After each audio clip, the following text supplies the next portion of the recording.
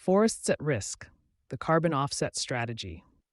Unraveling wildfires are rapidly changing the narrative around forest-based carbon offsets. A recent United Nations university study challenges the long-standing assumption that tree planting is a straightforward path to carbon neutrality. With Canada's 2023 wildfire season releasing roughly 2 gigatons of CO2, 6 times the national 20-year average, it's clear that forests can shift from climate assets to liabilities under stress. Yet the voluntary carbon market, now nearing a $100 billion valuation, continues to function on outdated models that treat forests as static carbon sinks. This disconnect poses risks not only to the climate, but also to corporate sustainability portfolios that rely heavily on forest-based credits. Dr. Joo-hyung Lee from UNU Inwe, who led the study, emphasizes that increased drought and heat stress in forest ecosystems are accelerating their transformation into carbon bombs. Despite this, many offset programs still approve projects in fire-prone zones without adequate fire risk assessments or forward-looking environmental data. What's often overlooked is how forest expansion in warming areas can actually worsen fire conditions. Larger forest coverage in dry climates can increase local heat absorption and reduce albedo, amplifying warming and drying cycles, making the risk of combustion even higher. These oversights mean that businesses may be investing in offsets that could emit rather than absorb carbon with little warning. Satellite monitoring, a necessary shift toward risk-aware offsets. The solution isn't to abandon forest carbon offsets, but to evolve them, starting with how risk is assessed and managed. Satellite-based monitoring platforms offer a data-driven way forward. Technologies from satellites like MODIS, SMOS, and SMAP are now capable of identifying moisture stress, fuel load accumulation, and declining forest health, all of which can forecast fire risk.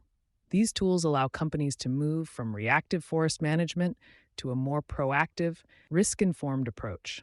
By integrating satellite insights, businesses can identify which regions are too volatile for long-term sequestration projects and shift investment toward more resilient zones.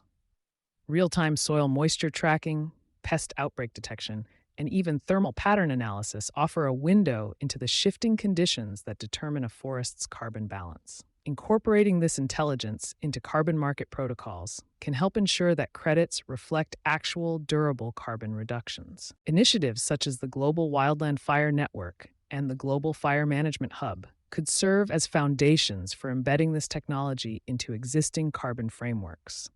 The goal is a more transparent and accurate system where offset value aligns with on-the-ground climate realities. The business case for adaptive carbon strategy.